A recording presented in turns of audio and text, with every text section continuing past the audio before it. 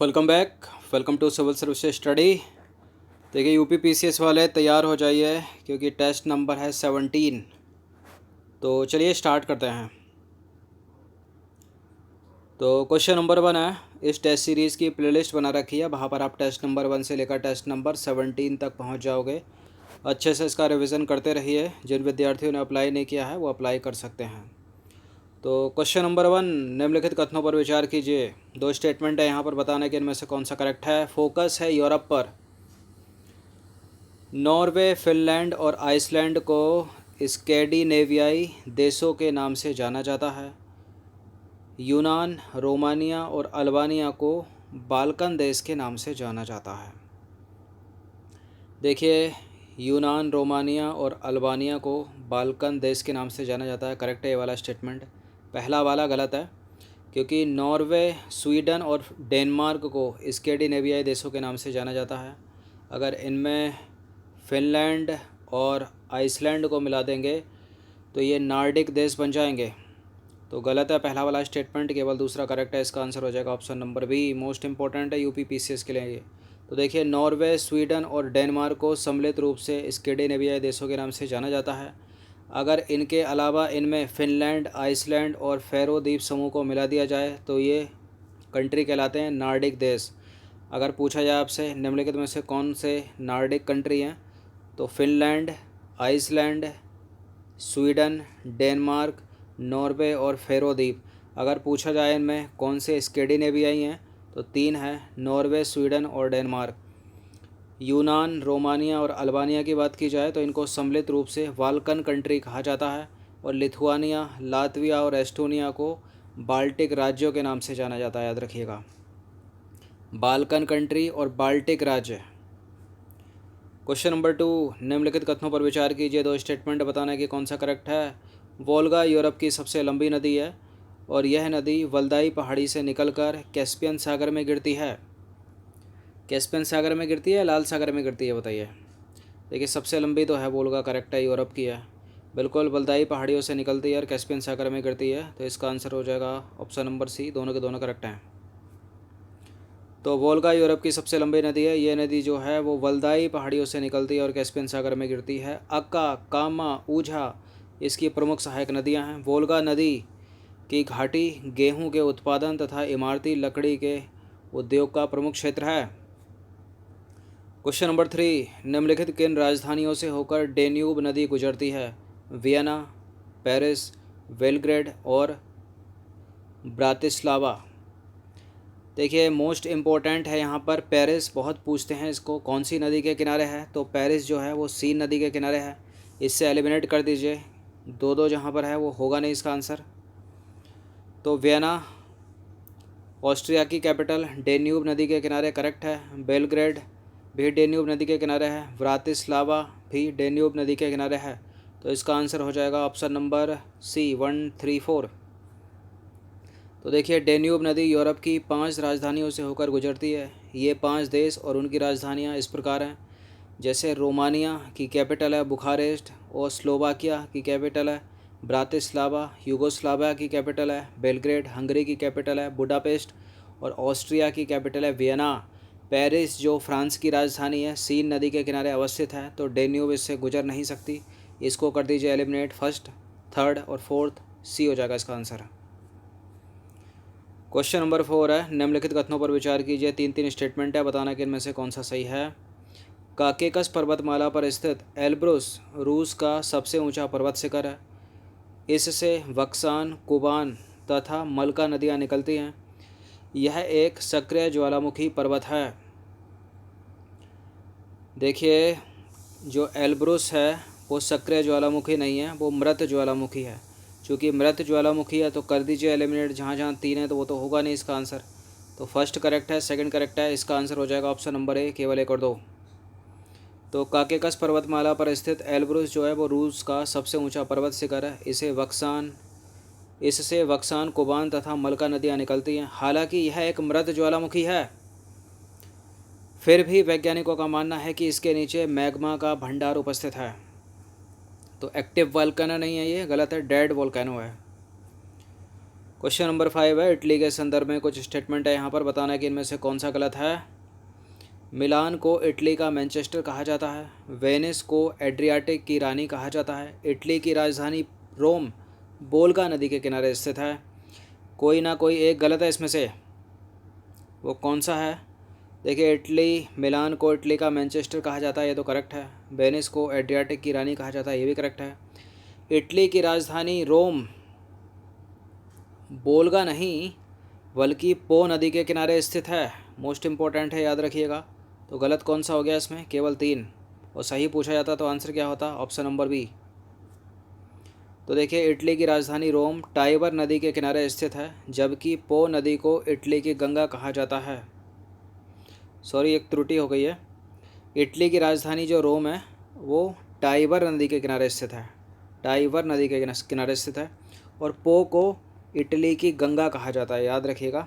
तीव्र गति के चक्कर में गलत हो गया। चलिए, तो फर्स्ट करेक्ट है, सेकंड करेक्ट है, थर्ड इनकरेक्ट, फिर भी हमारा आंसर 3 ही निकलता। तो इटली की राजधानी रोम जो है वो टाइबर नदी के किनारे स्थित है, जबकि पो नदी को इटली की गंगा कहा जाता है। तो तीसरा जो है वो गलत है, तीसरा वाला ये गलत है। Correct correct. क्वेश्चन नंबर 6 है, फ्रांस के संदर्भ में निम्नलिखित कथनों में से कौन सा कथन सही है? 3 स्टेटमेंट है, बताना कि इनमें से कौन सा सही है। पिरेनीज पर्वत फ्रांस को स्पेन से अलग करता है। आल्प्स पर्वत इसे जर्मनी से अलग करता है। इसे किसे? फ्रांस को। बोर्डी फ्रांस का सबसे बड़ा शराब उत्पादक केंद्र है। देखिए, पिरेनीज पर्वत फ्रांस को स्पेन से अलग करता है। आल्प्स पर्वत फ्रांस को जर्मनी से अलग करता है। करेक्ट है ये। बोर्डी फ्रांस का सबसे बड़ा शराब उत्पादक केंद्र ही है। तो तीनों के तीनों करेक्ट हैं। इसका आंसर हो जाएगा option number c, option number d, 1 2 3। तो देखिए, फ्रांस की सीमा Belgium, Luxembourg, Germany, Switzerland, Italy, Monaco, Andorra तथा स्पेन से मिलती है। पिरेनीज पर्वत फ्रांस को जो है वो स्पेन से अलग करता है। आल्प्स पर्वत फ्रांस को इटली से अलग करता है। और जूरा पर्वत फ्रांस को स्विट्ज़रलैंड से अलग करता है। तथा वॉसजेस पर्वत फ्रांस को जर्मनी से अलग करता है। याद रखिएगा तीनों के तीनों। एक बार फिर से सुन लीजिए। आल्प्स माउंटेन जो है वो फ्रांस को इटली से अलग करता है। जो जूरा माउंटेन है वो फ्रांस को स्विट्ज़रलैंड से अलग करता है। जो वॉसजेस माउंटेन है वो फ्रांस को जर्मनी से अलग करता है। पकड़ोगे कैसे? वॉसजेस का जे से जर्मनी का जे पकड़िए। और आल्प्स, आल्प्स इटली, आल्प्स आल का इटली का ला पकड़िए। और जूरा, जूरा का जरलैंड, जूरा जर, जूरा जर, जूरा जर, स्विट जर, जूरा जर। इस तरह से याद रखिए। क्वेश्चन नंबर 7 है, निम्नलिखित युग्मों को सुमेलित कीजिए। एक तरफ है नगर, दूसरी तरफ है उद्योग। लियांस, स्ट्रेट्सबर्ग और लिप्जिंग। लिप्जिंग ऑप्टिकल इंस्ट्रूमेंट के लिए है क्या? स्ट्रेट्सबर्ग इंजीनियरिंग उद्योग के लिए है क्या? और लियोन्स कांच के सामान के लिए है क्या? कौन सा सही सुमेलित है इसमें? देखिए, जो लिप्जिंग है वो ऑप्टिकल इंस्ट्रूमेंट के लिए है, करेक्ट है ये। स्ट्रेट्सबर्ग बिल्कुल इंजीनियरिंग उद्योग के लिए है। लेकिन लियोन्स कांच के सामान के लिए नहीं है, लियोन्स है रेशम के लिए। तो सही हमको ढूंढना है, तो सही हो जाएगा इसका केवल 2 और 3। पहले को एलिमिनेट कर दीजिए जहाँ जहाँ है। तो देखिए, उपरोक्त युग्मों का सही सुमेलन इस प्रकार है। जो स्ट्रेट्सबर्ग है वो इंजीनियरिंग उद्योग के लिए फेमस है। लिप्जिंग ऑप्टिकल इंस्ट्रूमेंट के लिए। और लियोन्स है रेशम के लिए, ना कि कांच के सामान के लिए। क्वेश्चन नंबर 8 है, निम्नलिखित कथनों पर विचार कीजिए। 3 स्टेटमेंट है, यहाँ पर बताने के इनमें से कौन सा कथन गलत है। प्रधान देशांतर रेखा लंदन के निकट ग्रीनविच नामक स्थान से होकर गुजरती है। 6 क्लास से पढ़े होंगे, इतना तो पता ही होगा ना। करेक्ट है ये वाला स्टेटमेंट। मूरलैंड ग्रेट ब्रिटेन में स्थित मध्यवर्ती उच्च भूमि है। यूरोप की डेन्यूब जर्मनी के दक्षिण की ओर बहने वाली नदी है। देखिए, यूरोप की डेन्यूब जर्मनी के दक्षिण की ओर बहने वाली नदी है, करेक्ट है। मूरलैंड ग्रेट ब्रिटेन में स्थित मध्यवर्ती उच्च भूमि है, ये भी करेक्ट है। तो सारे के सारे तो करेक्ट हो गए, गलत तो इसमें कोई है नहीं। तो इसका क्या आंसर हो जाएगा? ऑप्शन नंबर डी, उपरोक्त में से कोई भी नहीं। तो उपरोक्त सारे के सारे कथन सत्य हैं, कोई गलत नहीं है। प्रधान देशांतर रेखा लंदन के निकट ग्रीनविच नामक स्थान से होकर गुजरती है, इसलिए पहला करेक्ट है। इंग्लैंड, वेल्स तथा स्कॉटलैंड को सम्मिलित रूप से ग्रेट ब्रिटेन कहा जाता है, याद रखिएगा। इंग्लैंड, वेल्स और स्कॉटलैंड को सम्मिलित रूप से क्या कहा जाता है?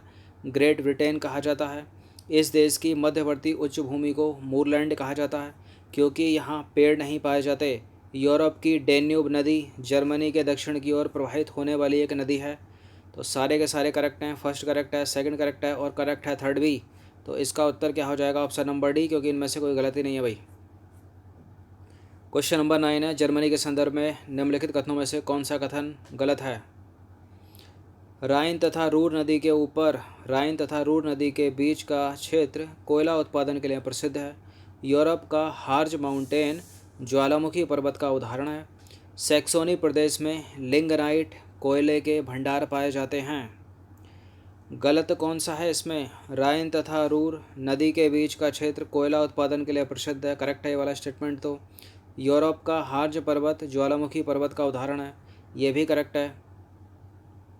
सैक्सोनी पर्वत में लिंगनाइट कोयले के भंडार पाए जाते हैं, ये भी करेक्ट है। सेकंड वाला स्टेटमेंट में हल्की सी त्रुटि लग रही है। क्या यूरोप का हार्ज पर्वत ज्वालामुखी पर्वत है? देखिए, फर्स्ट करेक्ट है, सेकंड करेक्ट है, थर्ड करेक्ट है, सेकंड गलत है। जागते रहिएगा, सोना मत, क्योंकि यूरोप का जो हार्ज पर्वत है वो ज्वालामुखी पर्वत नहीं है, वो एक ब्लॉक माउंटेन है। क्या है? ब्लॉक पर्वत है। तो गलत हमको ढूंढना है। फर्स्ट करेक्ट है, थर्ड करेक्ट है और सेकंड है इनकरेक्ट। तो इसका आंसर हो जाएगा ऑप्शन नंबर बी, केवल 2। तो देखिए, ब्लैक फॉरेस्ट तथा हार्ज पर्वत जो हैं वो ब्लॉक पर्वत के उदाहरण हैं, दोनों के दोनों, इसलिए बी गलत है, अन्य सभी कथन सत्य हैं। तो इस तरह से याद रखिए, ब्लैक फॉरेस्ट तो ब्लैक ब्लॉक माउंटेन। अब है क्वेश्चन नंबर 10, रूस के संदर्भ में निम्नलिखित कथनों पर विचार कीजिए। 3 स्टेटमेंट बताना है कि इनमें से कौन सा सही है। अमूर नदी रूस तथा चीन के मध्य सीमा बनाती है। और इवानोवो रूस का मैनचेस्टर कहा जाता है। इवानोवो को रूस के मैनचेस्टर के नाम से प्रसिद्ध है इवानोवो। ट्रांस साइबेरियन रेलमार्ग विश्व का सबसे लंबा रेलमार्ग है क्या? देखिए, बिल्कुल, ट्रांस साइबेरियन रेल मार्ग विश्व का सबसे लंबा रेल मार्ग है। करेक्ट है ये वाला। इवानोवो रूस के मैनचेस्टर के नाम से जाना जाता है, ये भी करेक्ट है। अमूर जो रिवर है वो रूस और चीन के मध्य सीमा बनाती है, ये भी करेक्ट हो गया। तो सारे के सारे करेक्ट हो गए। इसका आंसर क्या हो जाएगा? Option number d, 1 2 3। तो देखिए, उपरोक्त सभी के सभी कथन सत्य हैं। अमूर नदी जो है वो रूस और चीन के मध्य सीमा बनाती है। तुला को रूस का पिट्सबर्ग तथा इवानोवो को रूस का मैनचेस्टर के नाम से जाना जाता है। ट्रांस साइबेरियन रेलमार्ग संसार का सबसे लंबा रेलमार्ग है, जो सेंट पीटर्सबर्ग से होकर व्लादिवोस्तोक तक जाती है। भाई, तक 2 बार आ गया ना। तो ये 10 इम्पोर्टेंट प्रश्न थे। यूरोप विश्व का क्षेत्रीय भूगोल। तो अच्छे से इसका रिवीजन कर लीजिएगा 1 से 2 बार। PCS के फेवरेट हैं। धन्यवाद।